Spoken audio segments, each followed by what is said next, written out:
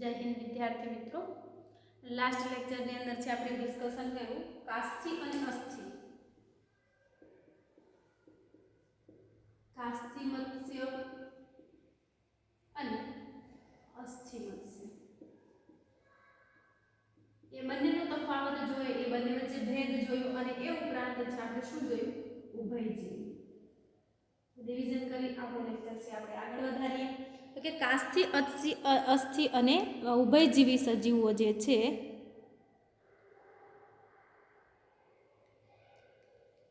એની અંદર આપણને શું જોવા મળે છે તો કે આ સાની કાસ્થિ મત્સ્ય જે છે સાનું બનેલું છે, અસ્થિ મત્સ્ય સાનું બનેલું છે તો કે આ કાસ્થિનું બનેલું છે અંતકંકાલ જે છે શું અંતકંકાલ કાસ્થિનું બનેલું છે, અંતકંકાલ અસ્થિનું બનેલું હશે।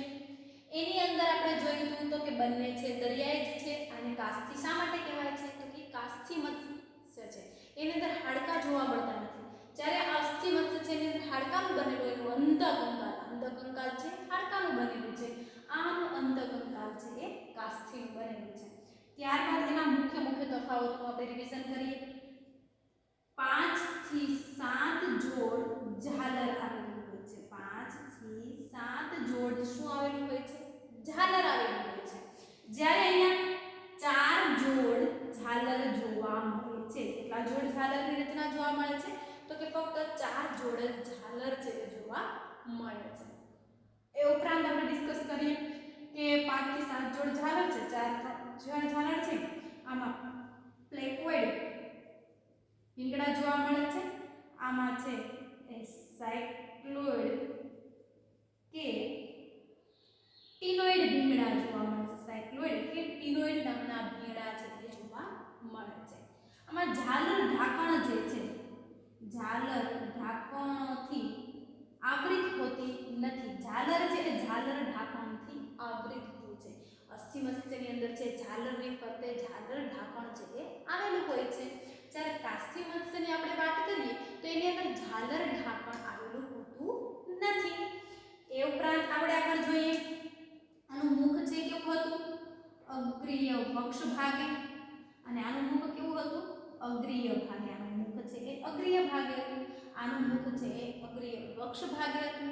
બંને સજીવોની અંદર છે એ હૃદય છે એ દ્વિખંડીય જોવા મળે છે, એટલે કે એક કર્ણ અને એક ક્ષેપક જોવા મળે છે, એટલે આમના હૃદય કેવા હોય છે દ્વિખંડીય હોય છે, કોમન ઉદાહરણ અસમતાની છે એ પણ કોમન લક્ષણ છે, દરિયાઈ સજીવો છે એ પણ કોમન લક્ષણ છે। તો આ સજીવો છે એના આ તફાવત છે। ત્યારબાદ છે આનું કાસ્થિ મત્સ્ય જે છે એનું આકાર છે એ બોટ જેવો હોય છે, આનો આગળનો આકાર છે એ કોડી જેવો હોય છે। મીન પક્ષની વાત કરીએ તો અસમાન છે, અહીંયા મીન પક્ષ છે એ સમાન છે, પરંતુ સમાન મીન પક્ષ લખતા પહેલા તમારે કાઉન્સની અંદર છે અપવાદ સજીવનું લક્ષણ લખવું પડે, જેમ કે સમુદ્ર ઘોડો જે છે એની અંદર શું જોવા મળે છે મીન પક્ષ જે છે એ અસમાન જોવા મળે છે, કાસ્થિ અસ્થિ મત્સ્યનું બરાબર મીન પક્ષ અસમાન હોય છે, મીન પક્ષ સમાન હોય છે।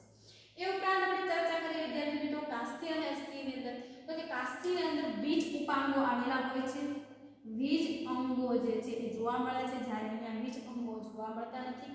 બીજ અંગો ઉપરાંત વિષ અંગો પણ જોવા મળે છે, તો એ બંનેના નામ આપણે યાદ કરવાના છે, નામ શું હતા બીજ અંગો તરીકે છે ટોર્પીડો સજીવનું નામ છે અને આ છે ટ્રાઇબોન। આ બંને સજીવો છે એક માર્ક્સની અંદર પૂછાઈ શકે છે, બીજ અંગ તરીકે કઈ મત્સ્ય જોવા મળે છે ટોર્પીડો, વિષ અંગ તરીકે કોણ જોવા મળે છે તો કે ટ્રાઇબોન છે જોવા મળે છે। એ ઉપરાંત વાત કરીએ તો અસ્થિ મત્સ્યની અંદર છે આપણને જુદી જુદી માછલીઓ જોવા મળે છે, બંનેની અંદર વિકાસ છે એ પરોક્ષ જોવા મળે છે અને અંતઃફલનની ક્રિયા છે એ કરે છે। હવે આ સજીવો જે અસ્થિ મત્સ્ય અને કાસ્થિ મત્સ્યની અંદર છે કે જે સજીવો જે છે એની અંદર છે એ વિશેષતા શું છે, બીજી વિશેષતા તો કે આ અસ્થિ મત્સ્ય છે એ દરિયાઈ છે, જેમ કે ઉડતી માછલી છે એ દરિયાઈ છે, મીઠા પાણીની માછલી છે રોહુ કટલા મૃગલ છે। એ ઉપરાંત કે અસ્થિ મત્સ્યની અંદર છે બીજું આપણને શું ખાસિયત જોવા મળતી હતી તો કે લડાકુ માછલી અને એન્જલ માછલી છે એને માછલી ઘરની અંદર રાખવામાં આવે છે, માછલી ઘરની અંદર કઈ માછલીઓનો સમાવેશ થાય છે? તો કે અસ્થિ મત્સ્યનો, બરાબર. એ આપણે આ બેઝિક લક્ષણો જોયા. ઉભયજીવી છે, ઉભય એટલે કે બંને જગ્યાએ છે, બાયો મીન્સ કે બંને જગ્યાએ જીવન ગુજારી શકે છે, સ્થલજ અને જલજ. તો એવા સજીવોને કેવા સજીવો કહેવાય છે?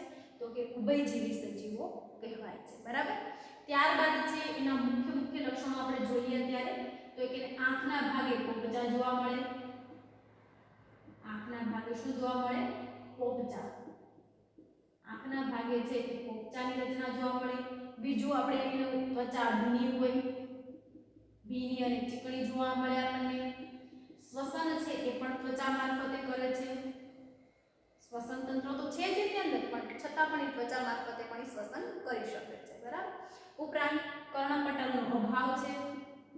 કર્ણપલ્લવ એટલે કે કાનનો અભાવ છે, એની જગ્યાએ શું છે? તો કે કર્ણપટલ. શું જોવા મળે છે? કર્ણપટલ. કે આંખનો અભાવ, આંખના ભાગે પોપચા છે, કર્ણપટલ જોવા મળે છે. પલ્લવ જે છે એ જોવા મળે છે, કર્ણપટલ જોવા મળે છે, કર્ણપલ્લવનો અભાવ હોય છે. હવે વિદ્યાર્થી મિત્રો આપણે બીજું અવસારણી. તો અવસારણી કોને કહેવાય? કે આપણે સમજ્યા હતા આગળના લેક્ચરમાં. તો કે પાચન માર્ગ,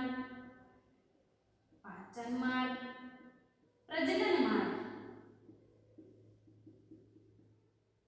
અને મૂત્રજનન માર્ગ. આ ત્રણેય માર્ગ જે છે એક જ કોટરમાં ખુલે તો એને કહેવાય અવસારણી. શું કહેવાય? એને અવસારણી તરીકે ઓળખવામાં આવે છે. પાચન માર્ગ, પ્રજનન માર્ગ, મૂત્રજનન માર્ગ. એ ઉપરાંત ત્રિખંડીય હૃદય જોવા મળે. હૃદય કેવું જોવા મળે? ત્રિખંડીય જોવા મળે. ઉપાંગો ધરાવે છે, પરંતુ અમુક સજીવો છે એ ઉપાંગો જોવા મળતા નથી. જે સજીવોની અંદર ઉપાંગો હશે એની અંદર બે જોડ ઉપાંગો હશે. ઉપાંગોનું કાર્ય તરવા માટે, ચાલવા માટે, દોડવા માટે, કૂદવા માટે હોઈ શકે છે.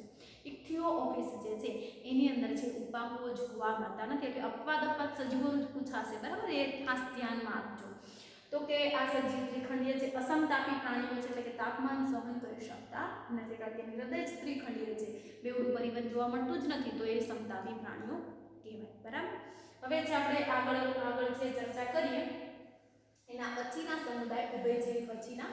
તો ઉભયજીવી પછીનો સમુદાય છે સરીસૃપ સમુદાય.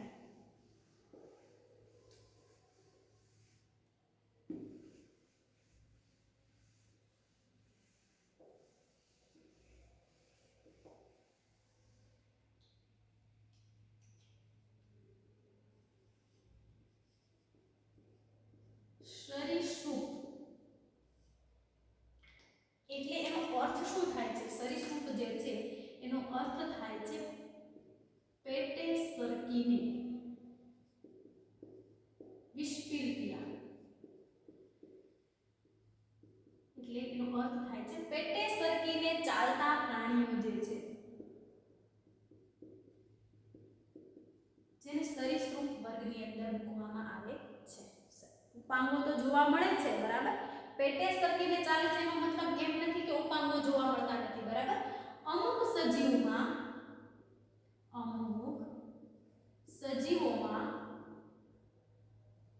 ઉપાંગો હાજર છે,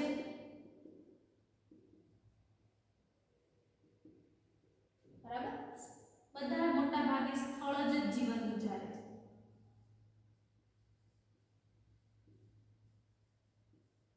ભાગ્યે જ કોઈ સજીવ એવું છે, ભાગ્યે જ જે જલીય જીવન ગુજારે છે. કે સરીસૃપ સજીવો જે છે જેને રેપ્ટમ તરીકે ઓળખાય છે. રેપ્ટમ એટલે કે પેટે સરકીને ઘસડાવું. રેપ્ટમ અને ક્રેપ એનો અર્થ લેટિન ભાષામાં શું થાય છે? તો કે પેટે ઘસડાઈને ચાલવું, બરાબર. તો કે પેટે સરકીને ચાલતા પ્રાણીઓ છે. અમુક સજીવોમાં છે ઉપાંગો હાજર છે, અમુક સજીવોમાં ઉપાંગો ગેરહાજર છે. સ્થળજ કે જલજ જીવન ગુજારે છે. એનું જીવન છે કેવું હોય છે? તો કે સ્થળજ કે જલજ જીવન છે એ ગુજારે છે. ત્યારબાદ આપણે જોઈએ એની ત્વચા સૂકી જોવા મળે છે. કેમ હમણાં આપણે જોયું ઉભયજીવીની અંદર ત્વચા છે કેવી છે? ભીની ને ચીકણી છે. ત્વચા કેવી છે? ભીની અને ચીકણી છે. જ્યારે સરીસૃપની અંદર ત્વચા કેવી છે? તો કે એકદમ બરાબર. એ ઉપરાંત આપણે જોઈએ તો કે એની અંદર છે આપણને એના વિશિષ્ટ લક્ષણોમાં શું જોવા મળે છે તો કે એ કાસળી મારફતે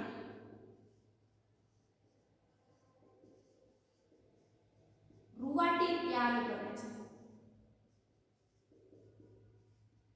તો કે કોણ કાસળી એટલે શું તો આપણને ખ્યાલ છે સાપની કાસળી આપણે જોઈ છે બરાબર બધા કે એનું બાહ્ય આવરણ હોય છે ને એ સાપ છે એ કાસળી મારફત એટલે એક પ્રકારની રૂવાટી જ છે.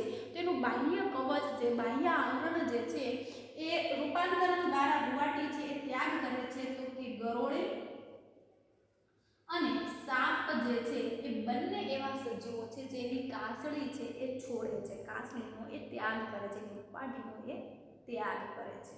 તો એ આના લક્ષણો છે. કર્ણપટલ જોવા મળતું નથી,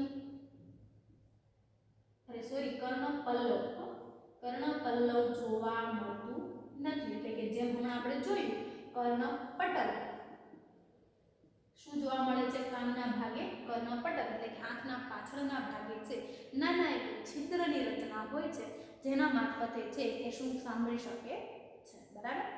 ત્યારબાદ આપણે જોઈએ એનું લક્ષણ કે આ સજીવો જે છે કે જે શું કરે છે કાસળીનો ત્યાગ કરે છે, કર્ણપટલ જોવા મળતું નથી.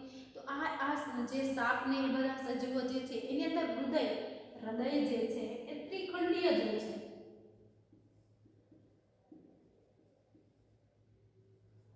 એટલે એ કેવા પ્રાણીઓ થઈ ગયા તો કે અસમતાપી, તાપમાન સહન કરી શકતા નથી બરાબર. હવે આમાં અપવાદ છે. મગરનું હૃદય ચતુષ્ખંડીય હોય છે. મગરનું હૃદય કેવું હોય છે તો કે ચતુષ્ખંડીય હૃદય છે જોવા મળે છે.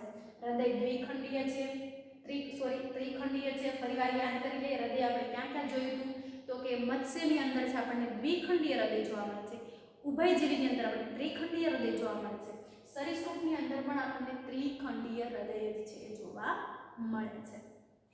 અપવાદ છે મગર, તો આ પ્રશ્ન પૂછાઈ શકે છે. સરીસૃપની અંદર છે હૃદય, મગરની અંદર કેવું જોવા મળે છે તો મગરની અંદર છે એ અપવાદ ચતુષ્ખંડીય હૃદય જોવા મળે છે એટલે કે બે કર્ણકો અને બે ક્ષેપકો છે એટલે એ પ્રાણી કેવું થઈ ગયું તો કે સમતાપી, તાપમાન સહન કરી શકે છે બરાબર. તો આવી રીતે છે એની અંદર બધા લક્ષણો જોવા મળે છે. અંતઃફલન, વિકાસ પરોક્ષ એટલે કે ઈંડા પણ મૂકે છે અને બચ્ચાને જન્મ પણ અમુક સજીવો છે એ આપે છે. મોટા ભાગે આના ઉદાહરણો શું છે તો કે સાપ, ગરોળી, કાચબો, ઘડિયાળ. આ ઘડિયાળ એક એવું પ્રાણી છે, ઓલી ઘડિયાળને આપણે ઘડિયાળ જોઈએ છે એ ઘડિયાળને કાચેડા જેવું એક ઘડિયાળ જેવું પ્રાણી છે બરાબર. તો એને ઘડિયાળ તરીકે ઓળખવામાં આવે છે. તો આ સજીવો છે આ સરીસૃપ સજીવોના લક્ષણો છે. ત્યારબાદ આપણે લક્ષણો જોઈએ વિહંગ વર્ગ. તો કે વિહંગ વર્ગના જે સજીવો જે છે એના લક્ષણો શું હશે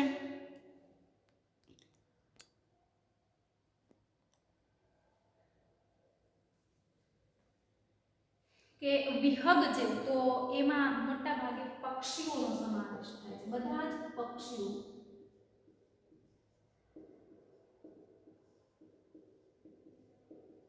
પક્ષીઓનો સમાવેશ ક્યાં થાય છે તો કે વિહંગ વર્ગની અંદર છે એ થાય છે.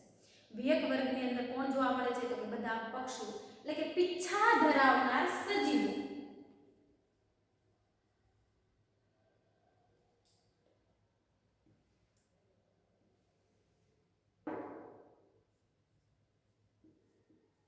પીછા જોવા મળતા સજીવો વિહંગ વર્ગમાં સમાવેશ કરવામાં આવ્યા છે બરાબર. તો વિહંગ વર્ગના આવે તો આપણને લક્ષણો લખતા સારી રીતે આવે કે વિહંગ વર્ગની અંદર શું જોવા મળે છે તો કે ચાંચ જોવા મળે બરાબર. ચાંચ છે જોવા મળે છે. ઉપરાંત કે આ જે વિહંગ વર્ગના સજીવો જે છે એની અંદર છે અગ્ર ઉપાંગોનું રૂપાંતરણ પાંખમાં થયેલ છે। વિદ્યાર્થી મિત્રો આ મુદ્દો યાદ રાખવાનો છે કે પહેલા જે સજીવો છે પક્ષીઓ છે એની અંદર બે જોડ ઉપાંગ જોવા મળતા હતા, ત્યારે એક જ જોડ આપણને ઉપાંગ જોવા મળે છે, બે જ પગ જોવા મળે છે પક્ષીઓમાં, બરાબર। જ્યારે એના પીછા જે છે એની પાંખ જે છે એના જે અગ્ર ઉપાંગો જે છે, અગ્ર ઉપાંગોનું રૂપાંતરણ કેમાં થયેલું છે તો પાંખ કે પીછાની અંદર થયેલું છે। ક્યારે તો કે ઉદ્વિકાસ દરમિયાન જે છે એ અગ્ર ઉપાંગોનું રૂપાંતરણ પાંખમાં થયેલ છે। બધા જ પક્ષીઓ આકાશમાં ઉડી શકે છે।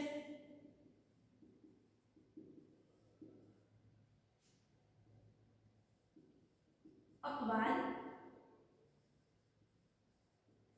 શાહમૃગ કે શાહમૃગ જે છે એ ઉડી શકતું નથી, બરાબર। શાહમૃગ જે છે એ ઉડી શકતું નથી, એ હેવી વજનવાળું પક્ષી છે એટલા માટે એ આકાશમાં ઉડી શકતું નથી। હવે સજીવો આકાશમાં છે એ ઉડી કેવી રીતે શકે છે તો એની વિશિષ્ટ લક્ષણો છે છિદ્રિષ્ટ હાડકાઓના વાતાશય શું આવેલું છે, જેમ આગળ છે મત્સ્યની અંદર પ્લવનાશયો આવેલા હતા, પ્લવનશયો એની અંદર છે આ વાતાશયો આવેલા છે। શું આવેલું છે વાતાશય, તો વાતાશયો છે એ છિદ્રિષ્ટ હાડકા જોવા મળે છે। એની અંદર શું જોવા મળે છે કે જે સજીવો જે છે એના હાડકા છિદ્રિષ્ટ હોય છે। સજીવો જે છે કે જે વિહંગના સજીવો છે એના હાડકા કેવા છે એકદમ છિદ્રિષ્ટ છે, કેવા છે છિદ્રિષ્ટ છે, જેના કારણે કે વાતાશયો છે એ છિદ્રિષ્ટ હાડકાના કારણે છે સરળતાથી એને હાડકાની અંદર છે કાણા આવેલા હોય, શું આવેલું કાણા પડેલા હોય, જેના કારણે છે પક્ષીઓ સરળતાથી છે એ વાતાવરણની અંદર છે એ ઉડી શકે છે। શું થઈ શકે છે સરળતાથી વાતાવરણની અંદર ઉડી શકે છે। એ ઉપરાંત જોઈએ તો એના પીછાના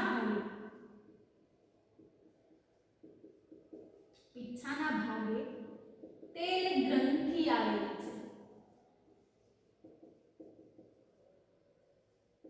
આ સજીવોની અંદર પીછાના ભાગે શું આવેલું છે તેલ ગ્રંથિ સિવાય એક ગ્રંથિ આવેલી નથી, એવો મુદ્દો છે એટલે આપણે સરળ જ બનાવી દીધો છે એને કે પીછાના ભાગે તેલી ગ્રંથિ આવેલી છે। એના પીછાના ભાગે શું આવેલી છે તેલી ગ્રંથિ આવેલી છે, બરાબર। હવે એના પગના જે છે કે પગ જે છે એના ઉપાંગો જે છે ક્યાં ઉપયોગી કરે છે તો કે ચાલવા, દોડવા, ઉડવા માટે છે એ ઉપયોગી લે છે। મોટા ભાગે જે પક્ષીઓ જે છે ના પાચન માર્ગ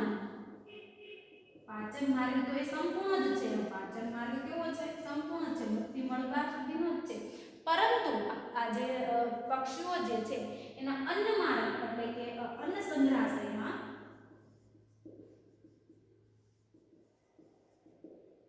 પેશણી આવેલી છે। તો વિદ્યાર્થી મિત્રો પેશણી કોને કહેવાય, બરાબર।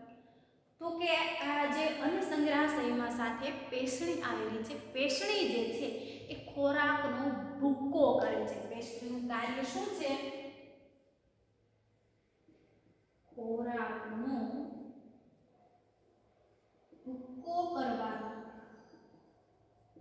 શું કાર્ય છે ખોરાકનો ભૂકો કરવાનું કાર્ય જે છે એ પેશણી દ્વારા થાય છે। એટલે કે ચાંચ દ્વારા તો છે એ જુદો જુદો અનાજ મેળવે છે, કીટક મેળવે છે, પરંતુ એનો ભૂકો જેમ આપણે દાંતની મદદથી આપણે બારીકાઈથી ભૂકો કરીએ છીએ એવી જ રીતે છે એના અન્ન સંગ્રહાશયમાં બધું અન્નનો સંગ્રહ થશે, એટલે કે એનો ખોરાકનો સંગ્રહ થશે અને પેશણી મારફતે શું થશે ખોરાકનો ભૂકો થશે। બારીકાઈથી છે એ ખોરાકના ભૂકો કરવા માટે પેશણી જવાબદાર છે। મોટા ભાગના સજીવો છે એ ઈંડા મૂકે છે, પરોક્ષ વિકાસ જોવા મળે છે આપણને।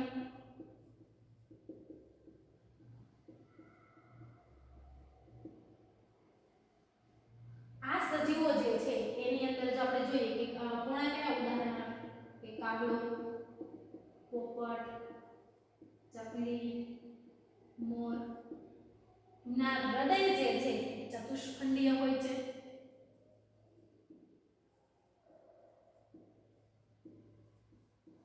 એટલે ચતુષ્ખંડીય છે એટલે કે કેવા પ્રાણીઓ થઈ ગયા તો કે સમતાપી પ્રાણીઓ થઈ ગયા, અથવા તમે કહી શકો ઉષ્ણ રુધિરવાળા, બરાબર। કે આ સજીવો કેવા થઈ ગયા ઉષ્ણ રુધિરવાળા। આ લક્ષણો છે આપણે જોઈએ સરીસૃપ શું છે અને વિહગ શું છે. તો સરીસૃપ એટલે શું કહેવાય છે તો કે રેપ્ટમ ક્રેબ તરીકે એને ઓળખાય છે, જે લેટિન ભાષાનો શબ્દ છે. એટલે કે પેટે સરકીને ચાલનારા સજીવો જે છે એને સરીસૃપની અંદર મૂકવામાં આવ્યા છે. સરીસૃપ જે વિષપ્રક્રિયા દર્શાવે છે, વિષ છે અને ઝેર ઉત્પન્ન થતું હોય છે. અમુક સજીવો છે એ ઉપાંગો જોવા મળે છે, અમુક સજીવોની અંદર છે ઉપાંગો જોવા મળે છે, અમુક સજીવોની અંદર ઉપાંગો ગેરહાજર હોય છે. જે સજીવોની અંદર ઉપાંગો હોય એ 2 જોડ ઉપાંગો ધરાવે છે. બરાબર. સ્થળજ કે જલજ જીવન ગુજારે છે, ભાગ્યે જ એ જલીય જીવન ગુજારે છે. મોટા ભાગે છે બધા સ્થળજ જીવન છે ગુજારે છે. ત્વચા છે એની ઉપરની સૂકી હોય છે. ત્વચા છે એના ભીંગડા જે છે, ભીંગડા ભીમ છે. બરાબર. એમાં ભીંગડા જોવા મળતા નથી, ભીંગડા ભીમ છે. અને ત્વચા કેવી છે? સૂકી છે. ત્વચા કેવી છે? સૂકી છે. એટલે કે એના ભીંગડા ભીમ છે, એટલે ઉપરના એના ભીંગડા જે છે એના ઉપરનું આવરણ જે છે એ કેવી રીતે ત્યાગ કરે છે તો કે કાસળી મારફતે. કેવી રીતે? કાસળી મારફતે છે એ ત્યાગ કરે છે. કોણ કોણ કાસળી ત્યાગ કરે છે તો કે ગરોળી અને સાપ એ બંને એવા સજીવો છે જે કાસળી મારફતે છે એ પોતાનું બાહ્ય આવરણ છે એ ત્યાગ કરે છે. કર્ણપટલ જોવા મળતું નથી, એની જગ્યાએ છે કર્ણપલ્લવ જોવા મળે છે. એટલે કે છિદ્ર જેવી રચના જોવા મળે છે. આંખના પાછળના ભાગે છે એ છિદ્ર જેવી છે એ રચના જોવા મળે છે. એ પણ વિહગની અંદર પણ છે કર્ણની રચના, કર્ણપલ્લવની રચના જોવા મળતી નથી. હૃદય છે એ ત્રિખંડીય છે. અપવાદ છે મગર છે, કે મગરની અંદર છે એ હૃદય છે ચતુષ્ખંડીય જોવા મળે છે. અસમતાપી પ્રાણીઓ છે કે તાપમાન છે સહન કરી શકતા નથી. અંતઃફલન વિકાસ પરોક્ષ સાપ છે, ગરોળી છે, કિંગ કોબ્રા છે, એ બધા સજીવો છે સામા આવે સરીસૃપની અંદર આવે. વિહગ જેમાં પક્ષીઓનો સમાવેશ થાય છે, પીછા ધરાવતા સજીવોનો સમાવેશ થાય છે. બરાબર. તો પીછા જોવા મળતા સજીવો છે વિહગ વર્ગની અંદર મૂકવામાં આવ્યો છે. ચાંચ જોવા મળે છે, ઉપાંગો જોવા મળે છે. પહેલા 2 જોડ ઉપાંગો જોવા મળતા હતા, હવે 1 જ જોડ ઉપાંગો જોવા મળે છે.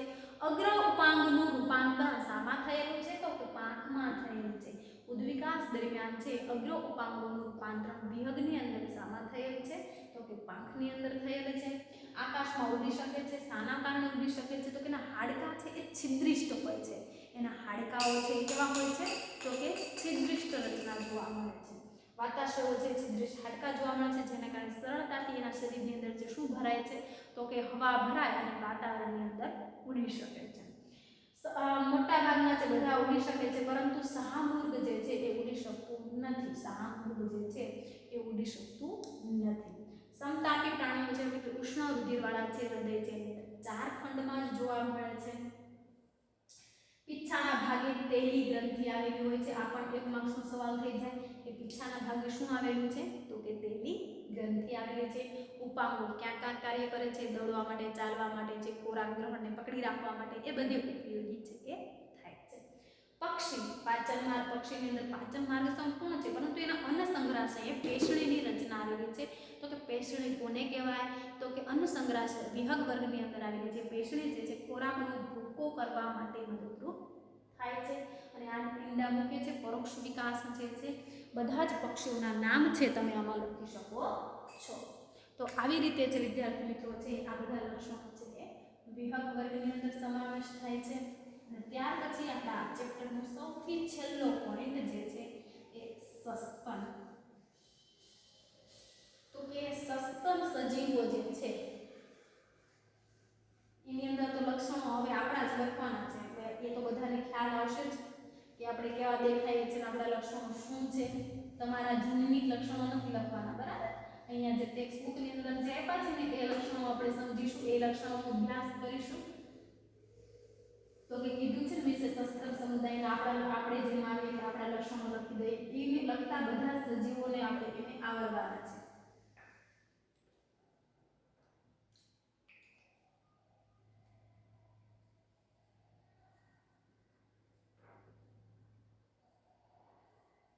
સૌથી ઉચ્ચ કક્ષાનો વર્ગ, સૌથી ઉચ્ચ કક્ષાના વર્ગને સસ્તન વર્ગ છે એ કહેવામાં આવે છે. હવે પહેલા આપણે સસ્તનની ખાસિયતો જોઈએ. સસ્તન જે એ સ્થળ એના રહેઠાણ ક્યાં છે તો કે ધ્રુવ પ્રદેશ પર, રણ પ્રદેશ, ગુફાઓમાં, જમીન પર, દરમાં, ઘર બનાવીને, આ બધા જે છે એના રહેઠાણ છે કે કયા કયા ઉપર ધ્રુવ પ્રદેશની અંદર પણ છે સસ્તન સજીવો જોવા મળે છે, રણ પ્રદેશમાં પણ જોવા મળે છે, ગુફાઓની અંદર પણ જોવા મળે છે, જમીન પર પણ જોવા મળે છે, દરમાં પણ જોવા મળે છે, ઘર બનાવીને પણ જોવા મળે છે. હવે આ સજીવો જે છે સસ્તન સજીવો જે છે એનું સૌથી મહત્વનું લક્ષણ શું છે તો કે સ્તન ગ્રંથિ.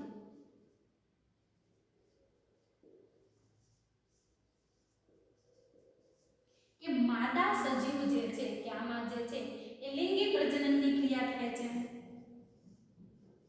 લિંગી પ્રજનન થાય છે એટલે કે નર અને માદા કેવા હશે જુદા જુદા. જેમાંથી માદા સજીવની અંદર સ્તન ગ્રંથિ જોવા મળે છે એટલે કે સ્તન ગ્રંથિનો વિકાસ થયેલો હોય છે. સ્તન ગ્રંથિના કારણે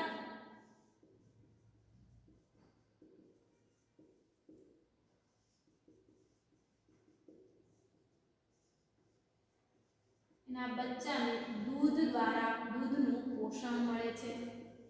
કે સ્તન ગ્રંથિ જે છે એના જે નવજાત બાળક છે, નવજાત શિશુ છે કે નવજાત બચ્ચા છે એનું પોષણ એ સ્તન ગ્રંથિ દ્વારા કરાવે છે.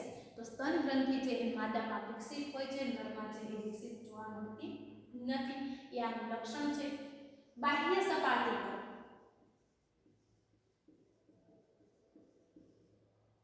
પર બાહ્ય સપાટી પર રૂવાટી જોવા મળે છે.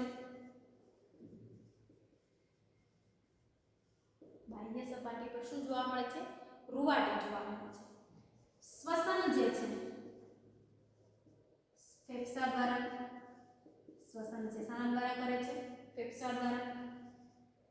સંપૂર્ણ પાચન માર્ગ,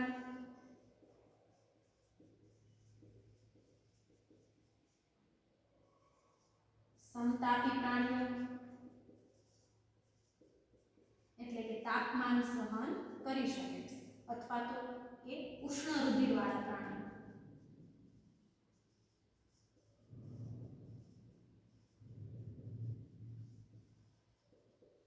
કેવા પ્રાણીઓ સમતાપી પ્રાણીઓ અથવા તો ઉષ્ણ રુધિરવાળા પ્રાણીઓ. બરાબર. ત્યારબાદ આપણે વિદ્યાર્થી મિત્રો જોઈએ કે એના બીજા વિશિષ્ટ લક્ષણો શું ખાસિયત છે તો કે આ અંતઃફલન દર્શાવે છે.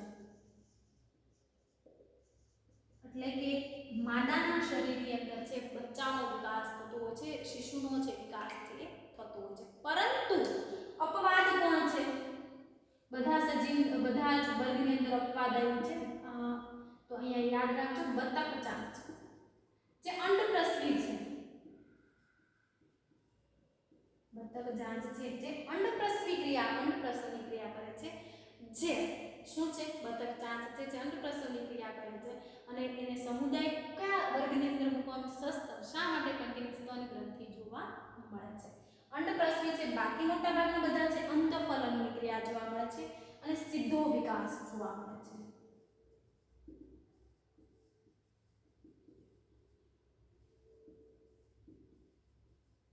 ઉપાંગો બેજોડ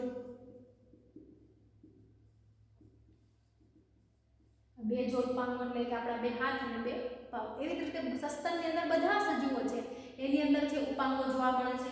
તો કે ઉપાંગોનું કાર્ય શું છે તો કે ચાલવા માટે, દોડવા માટે,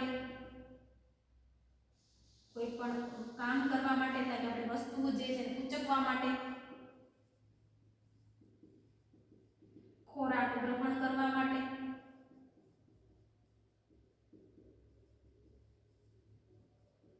આ બધા જે છે એના માટે શું છે ચાલવા છે, દોડવા, કામ કરવા, ઉચકવા એ ખોરાક ગ્રહણની ક્રિયા કરવા માટે શું કરે છે તો કે ઉપાંગોનો ઉપયોગ કરે છે. જે સ્પષ્ટ પ્રાણી છે ઉત્સર્જન માર્ગ, ઉત્સર્જન અંગો વિકાસ થયેલા હોય છે.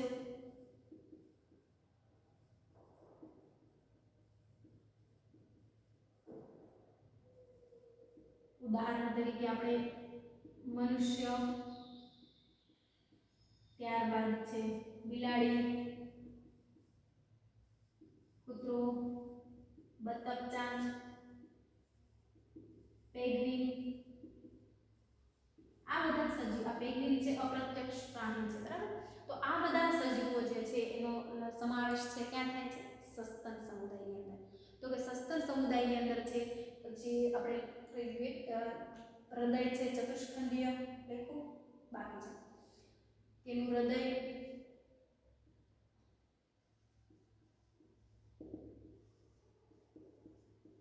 ચતુષ્ખંડીય, ઉપરાંત વિશિષ્ટ તમે લખી શકો છો કે ચેતાતંત્રનો સંપૂર્ણપણે વિકાસ,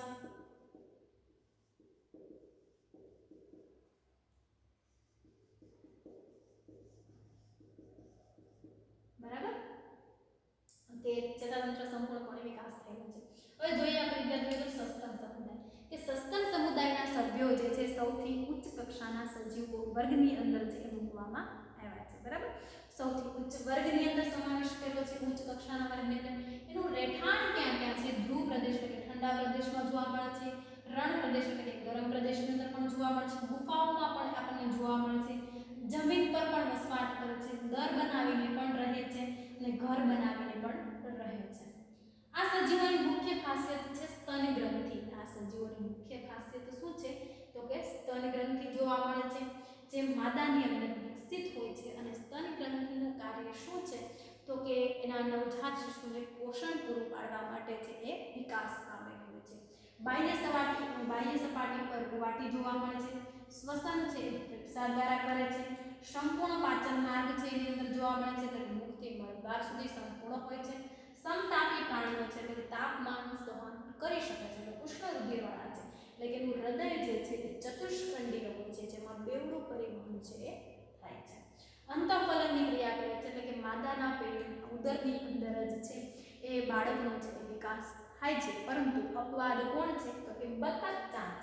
બતક ચાંચ જે છે એ શું છે? તો કે અંડપ્રસવી પ્રાણી છે. સીધો જ વિકાસ છે એ જોવા મળે છે.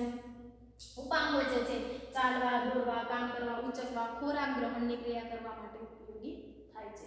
ઉત્સર્જન અંગોનો વિકાસ થયેલો છે. મનુષ્ય, બિલાડી, કૂતરો, પેંગ્વિન એ બધા આના ઉદાહરણો છે. ચેતાતંત્રનો પણ સંપૂર્ણપણે વિકાસ થયેલો છે. મેરુદંડ છે એ સંપૂર્ણ જીવન તબક્કા દરમિયાન છે કરોડ સ્તંભ છે એ વિકાસ થયેલા હોય છે. તો આ બધા મહત્વના લક્ષણો છે એ શાની અંદર જોવા મળે છે? સસ્તન સમુદાયની અંદર. આજે આપણે કયા 3 સમુદાય ભણ્યા? તો કે વિહગ, સરીસૃપ અને સસ્તન વિશે છે ચર્ચા કરી. વિહગના મહત્વના લક્ષણો, સરીસૃપના મહત્વના લક્ષણો એ બધા યાદ રાખવાના છે. પાછળ જે આપણને ચાર્ટ આપ્યો છે એ ચાર્ટ તમે જોશો તો તમને સરળતા રહેશે. હવે વિદ્યાર્થી મિત્રો અહીંયા આપણું આ ચેપ્ટર, ચોથું ચેપ્ટર છે એ પૂરું થાય છે. હવે આપણે કોઈ નવા ચેપ્ટર સાથે છે મળીશું. અહીંયા ચેપ્ટર આજના હોમવર્કની અંદર છે 3 મુદ્દા લખવાના છે, 3 ટોપિક લખવાના છે. સસ્તન છે, વિહગ છે અને સરીસૃપ છે. ત્યારબાદ છે એનું સ્વાધ્યાય છે એ પણ લખવાનું છે. ખૂબ જ મહત્વનું આપણું આ ચેપ્ટર છે એ કે એકબીજાના મુદ્દા એકબીજામાં ના ચાલ્યા જાય. એટલે જ આપણે અહીંયા ફરીવાર એકવાર રિવીઝ કરી લઈએ કે આપણે અમેરુદંડીના શું, અમેરુદંડીની અંદર કેટલા ભણ્યા?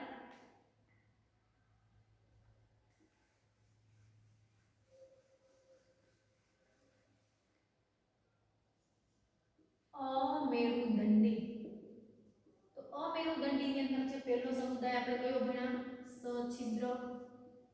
બીજો સમુદાય આપણે ભણ્યા કોષ્ઠાંત્રી, જેને આપણે શું કહીએ છીએ? દંશકો કહીએ છીએ. ત્રીજો સમુદાય ભણ્યો આપણે કંકતધારા. ચોથો સમુદાય આપણે ભણ્યા પૃથુકૃમિ. પાંચમો સમુદાય આપણે ભણ્યા સૂત્રકૃમિ. નુપુરક, સંધિપાદ,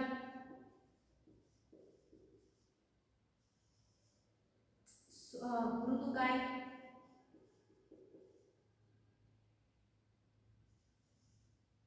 શૂળત્વચી અને સામેવીર.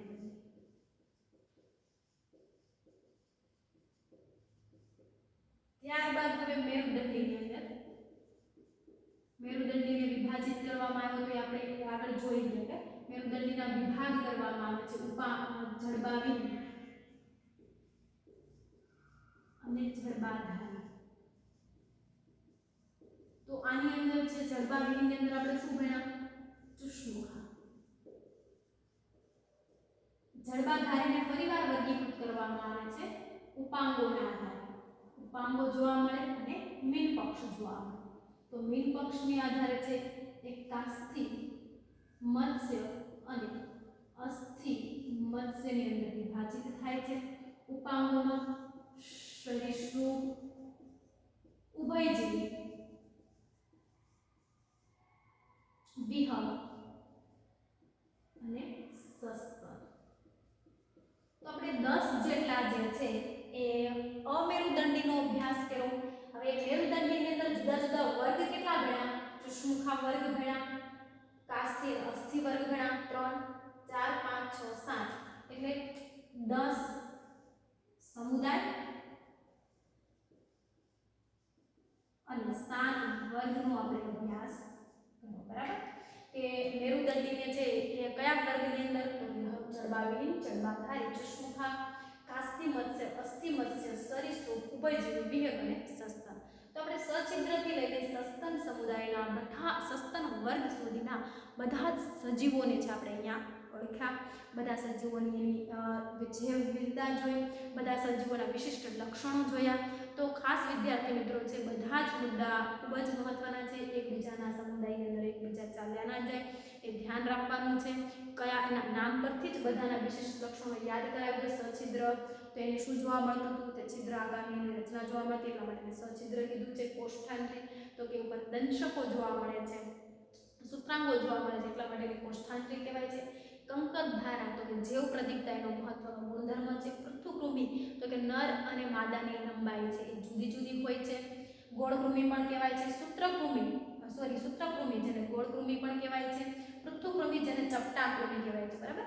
હવે સૂત્રકૃમિ જેને ગોળકૃમિ કહેવાય છે અને નર અને માદાની લંબાઈ જુદી જુદી હોય છે. નુપુરક સમખંડતા, નુપુરકની અંદર શું જોવા મળતું આપણને? સમખંડતા. સંધિપાદ સાંધાવાળો ઉપાંગ સૌથી મોટો સમુદાય અને સૌથી ઉચ્ચ વર્ગનો વર્ગ. બરાબર?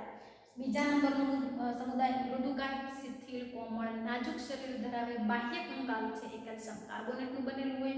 હવે અહીંયા સૂળ તો કે એના શરીરની ઉપર સૂળ ઉત્પન્ન થયેલું એટલે સૂળ વચ્ચે કીધું છે એનું અંતઃકંકાલ કેલ્શિયમ કાર્બોનેટનું બનેલું. બરાબર? ત્યારબાદ સામી મેરુદંડી છે એની અંદર છે બાલાનોગ્લોસસ અને સિકોગ્લોસસ છે આપણને જોવા મળે છે.